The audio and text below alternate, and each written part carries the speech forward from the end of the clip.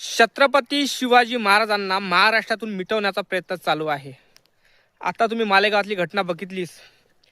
त्या नगराध्यक्षानं टिपू सुलतानचा फोटो लावला, तर त्या नगराध्यक्षाला माझं एकच म्हणणं आहे, ती महिला आहे, त्या महिलेला माझं एकच म्हणणं आहे की तुला त्या पदावर बसवणारा कोण आहे, कोणाच्यामुळे बसली याचं तुला भान आहेस का?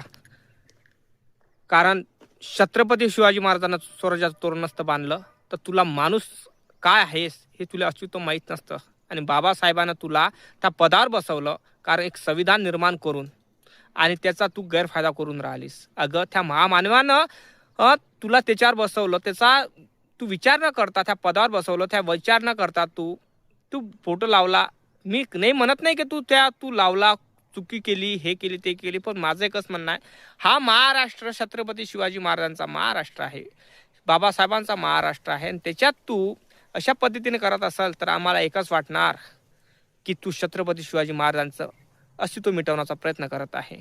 तर आम्ही याचा जाहीर निषेध करतो आणि सगळा महाराष्ट्रातील छत्रपती शिवाजी महाराजांच्या मावळ्यांना माझं एकच सांगणं आहे, याचा तीव्र निषेध झाला पाहिजे, अशा शेअर झाला पाहिजे, जेणेकरून असं कोणीही कार्य केलं पाहिजे नाही। कारण छत्रपती शिवाजी महाराजांचा महाराष्ट्र त्यांचा विचार आहे, ह्या विचारसरणीचा मावळा मी तुमच्याशी बोलत आहे आणि मला हे पटलं नाही, याचा मी जाहीर निषेध करतो। तुम्ही पण जाहीर निषेध करता का? नक्की कमेंट करा। का तुम्हाला काय वाटते की छत्रपती शिवाजी महाराजांचा फोटो न लावला यांनी तर हे बरोबर केलं का चुकीचं केलं? आणि यांनी टिपू सुलतानचा फोटो लावला, यांनी बरोबर केलं का चुकीचं केलं? यांनी लावा लागत होता का नाही लावा लागत होता हे नक्की कमेंट करून सांगा। कारण हे तुमच्यावर सोडलेलं आहे मी। कारण छत्रपती शिवाजी महाराजांच्या महाराष्ट्रात तुम्ही राहता तर तुम्हालाच माहीत आहे की टिपू सुलतानचं कार्य मोठं आहे की छत्रपती शिवाजी महाराजांचं कार्य मोठं आहे।